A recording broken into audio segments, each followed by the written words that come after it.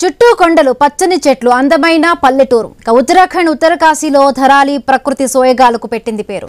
అటువంటి గ్రామంపై ప్రకృతి పగబట్టిందో గంగమ్మ ఆగ్రహించిందో తెలియదు. ఒక్కసారిగా వరదతో ముంచెత్తి ధరాలిని నామరూపాలు లేకుండా చేసేసింది. కొన్ని రోజులుగా అక్కడ కురుస్తున్న భారీ వర్షాలతో కొండపై నుంచి పెద్ద ఎత్తున వరద వచ్చింది. ఆ వరద వచ్చిన తీరును చూస్తే చిన్నపాటి సునామీ ఏమైనా వచ్చిందా అనిపించక మారదు. ఈ విపత్తులో 60 మందికి పైగా గల్లంతు కాగా ఇప్పటి వరకు 6 మృతదేహాలు లభ్యమయ్యాయి.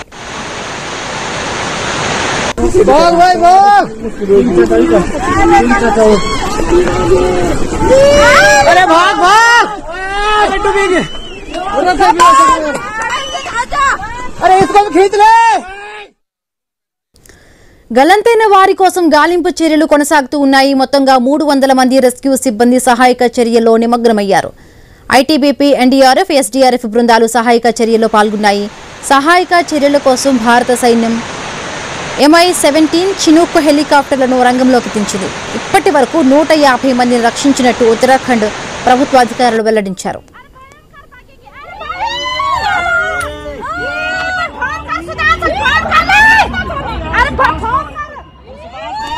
ఉత్తరాఖండ్ లో క్లౌడ్ బర్స్ట్ లో గల్లంతైన వారిలో 28 మంది పర్యాటకుల బృందం కేరళకు చెందిన వారిగా తేలింది. వీరిలో 20 మంది మహారాష్ట్రలో స్థిరపడిన వారు కాగా మిగిలిన 8 మంది కేరళలోని వివిధ జిల్లాలకు చెందిన వారిగా గుర్తించారు. తాము ఉత్తరకాశీ నుంచి గంగోత్రికి బయలుదేరగా ధరాలి వద్ద కొండ చర్యలు విరిగిపడినట్టుగా బాధిత బంధువులు తెలిపారు.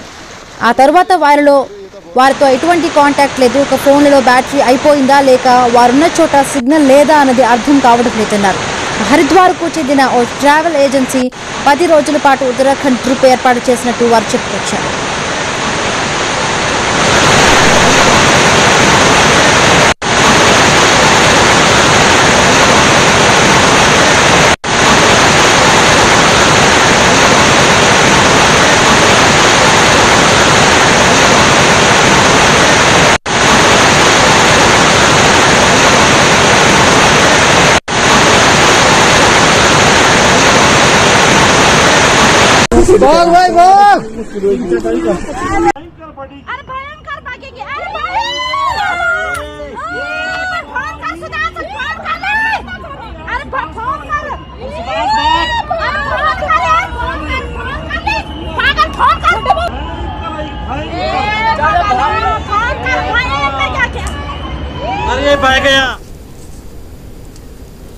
భారీ వర్షాలు ఉత్తర భారతాన్ని వణికిస్తూ ఉన్నాయి. హిమాచల్ ప్రదేశ్, అస్సాం, జార్ఖండ్, జమ్మూ కాశ్మీర్ ప్రాంతాల్లోని వరదలు గ్రామాలు, పట్టణాలను అతలాకుతలం చేస్తున్నాయి.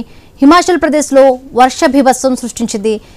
కిన్నౌర్, టాంగ్లింగ్ ఘాట్లో భారీ వర్షాల కారణంగా మెరుపు వరదలు సంభవించాయి. దీంతో వరద ఉధృతికి అనేక వంతెనలు కొట్టుకుపోయాయి. ప్రస్తుతం కూడా భారీ వర్షాలు కురుస్తూ ఉండడంతో అప్రమత్తమైన అధికారులు కిన్నౌర్ కైలాస్ యాత్రను తాత్కాలికంగా నిలిపివేశారు.